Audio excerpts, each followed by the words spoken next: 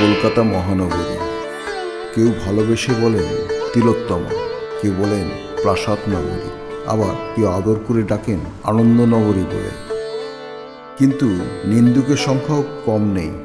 তাদের আক্ষেপ, এর ক্রমবর্ধমান জনসংখ্যা, যানবাহনের চাপে শহরটা ক্রমশ গতিহীনতায় ভুগছে, বায়ু দূষণের শিকার হয়ে পড়ছে। এই ধরনের বিভিন্ন ভালো মন্দের দ্বন্দ্বে আলোচনার বিষয়বস্তু হয়ে থাকা এ শহরের ইতিহাসটা কিন্তু খুব নূতন নয়। ইংরেজ আমলের শুরুতে বাংলার এই শহর ছিল সারা ভারতের রাজধানী। শাসক ইংরেজরা কিছুটা নিজেদের প্রয়োজনে এই শহরটাকে সাজিয়েছিলেন নিজের মতো করে। সেই সময় অর্থনৈতিক কারণে সারা ভারতের বিভিন্ন জাতি, সম্প্রদায়, বিভিন্ন ধর্মের মানুষের বসতি হয়েছিল এই কলকাতা শহর। ধীরে ধীরে তাদের শিক্ষা, সংস্কৃতি বা ধার্মিক সত্তার বিভিন্ন প্রকাশে সমৃদ্ধ হয়েছে কলকাতা। শহর থেকে হয়ে উঠেছে মহানগরী। অনেকদিন ধরেই ইচ্ছে হচ্ছিল এই কলকাতারই একটি বিশেষ স্থানে যাওয়ার, সময়ের অভাবে হয়ে ওঠেনি। আজ কিছুটা সময় বার করে বেরিয়ে পড়েছি। আমাদের আজকের গন্তব্য উত্তর কলকাতার বিখ্যাত পরেশনাথের জৈন মন্দির। কলকাতার পরেশনাথের মন্দির দু জায়গায় আছে, একটি গৌরীবাড়ি টেম্পল স্ট্রিটে শ্বেতাম্বর সম্প্রদায়ের মন্দির ও অন্যটি বেলগাছিয়ার দিগম্বর সম্প্রদায়ের মন্দির। আমরা যাচ্ছি গৌরীবাড়ি অঞ্চলের শ্বেতাম্বর সম্প্রদায়ের শ্রী পার্শ্বনাথ জৈন উপবন মন্দিরে। কলকাতার জৈন মন্দিরগুলির মধ্যে এটাই সবচেয়ে বড়। বিধাননগর রেল স্টেশন থেকে যে রাস্তাটি শোভাবাজারের দিকে চলে গেছে, সেই রাস্তায় অটো বা বাস ধরে একটু এগোলেই অরবিন্দ সেতু পার হয়ে বাঁদিকে যে সরু রাস্তাটি রয়েছে, এই মুহূর্তে আমরা সেই রাস্তায়। এই অঞ্চলটির নাম গৌরীবাড়ি বা গৌরীবেড়িয়া। এই রাস্তাটি বদ্রীদাস টেম্পল স্ট্রিটে মিশেছে। সামনেই বদ্রীদাস টেম্পল স্ট্রিট। রাস্তার দুধারের মন্দিরের প্রাচীরের গায়ে জৈন ধর্মের নানা ছবি ভাস্কর্যের মাধ্যমে প্রদর্শন করা হয়েছে। হাওড়া বা শিয়ালদহ থেকে যারা আসবেন তারা সার্কুলার রোড ধরে বঙ্গীয় সাহিত্য পরিষদ স্টপেজে নেমে বদ্রীদাস টেম্পল স্ট্রিট ধরে সহজেই চলে আসতে পারেন।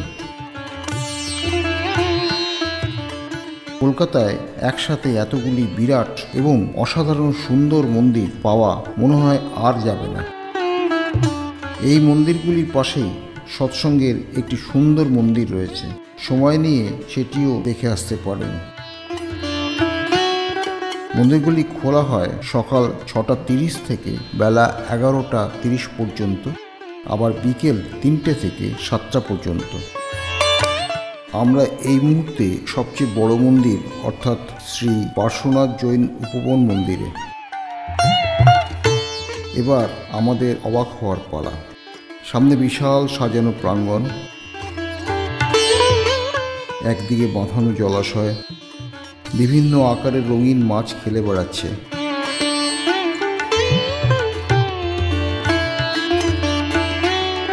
কচ্ছপও আছে বেশ কিছু। জৈন ধর্মের মানুষরা নিরামিষাশী। কচ্ছপ বা মাছ তাদের কাছে সৌভাগ্যের প্রতীক, তাই বেশ মজায় আছে ওরা। সামনের বাগানটিও বিন্যাসে অসাধারণ।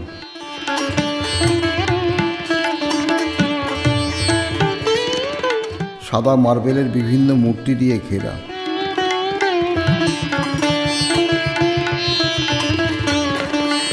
মূর্তিগুলি নির্মাণশৈলীতে রাজস্থানী ঘরানার সাথে ব্রিটিশ ঘরানাও যুক্ত রয়েছে।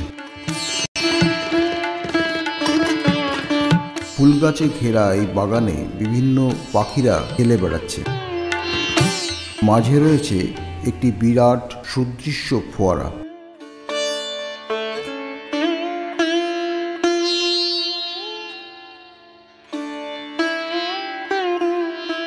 মন্দিরের ঠিক সামনে রয়েছে এই মন্দিরের প্রতিষ্ঠাতা ভক্ত শ্রী বদ্রীদাস মুকিম বাহাদুরের মূর্তি। 1867 সালে 24তম জৈন তীর্থঙ্করের অন্যতম 10ম তীর্থঙ্কর শ্রী শীতলনাথজির মূর্তি প্রতিষ্ঠা করেন ভক্ত শ্রী বদ্রীদাস মুকিম বাহাদুর। বদ্রীদাসজি ছিলেন পেশায় রত্নজীবী বা জহুরি। 1853 সালে তিনি কলকাতায় আসেন আর নিজের বুদ্ধি কর্মদক্ষতায় এ শহরের একজন স্বনামধন্য ব্যবসায়ী হিসেবে পরিচিত হন। 1871 সালে ইংরেজ ভাইসরয় লর্ড মেও তাকে রায়বাহাদুর উপাধি দেন।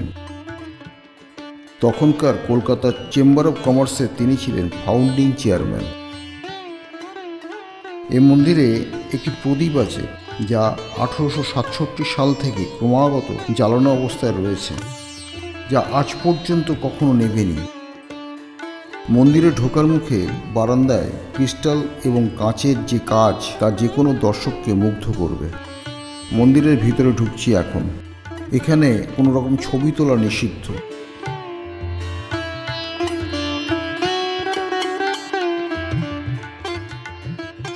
ভিতরে ঠান্ডা, স্নিগ্ধ, অসাধারণ পরিবেশ। শ্রী শীতলনাথজির মর্মর মূর্তিটি হিরে, রুবি, মুক্তো প্রভৃতি দিয়ে সাজানো। বিশেষ করে মাথায় লাগানো হীরকখণ্ডে সৌন্দর্য অনেকটাই বৃদ্ধি পেয়েছে। এছাড়া শিল্পী গণেশ মুস্কারের আঁকা সুন্দর ছবিগুলি প্রশংসা করতেই হবে। ওখানে তো এই আগে রঙিন মাছ থাকতো, পহারা চলতো, ওই সাজানো আছে।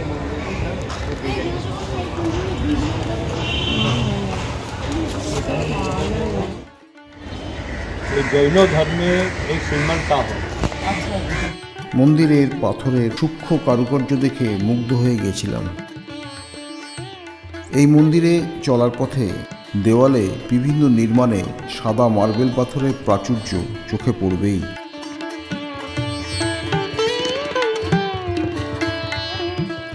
বাগান ঘুরে এবার আমরা বেরিয়ে যাচ্ছি পাশের একটি গেট দিয়ে। এবার রাস্তার ঠিক উল্টো দিকে দাদাজির মন্দিরের দিকে চলেছি। এই মন্দিরটা বাইরের থেকে লাল রঙের। প্রবেশপথের মুখের তোরণটি বেশ বড়। প্রবেশপথটিও সুসজ্জিত, চওড়া।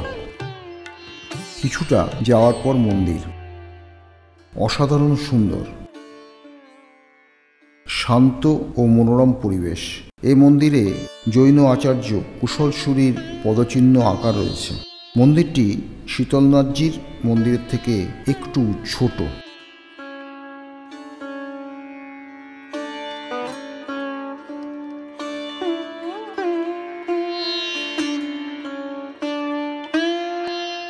মন্দিরের সামনেই বাঁধানো জলাধার। মাছ ও কচ্ছপেরা খেলে বেড়াচ্ছে। তবে এখানেও মন্দিরের ভিতরে ছবি তোলা নিষিদ্ধ।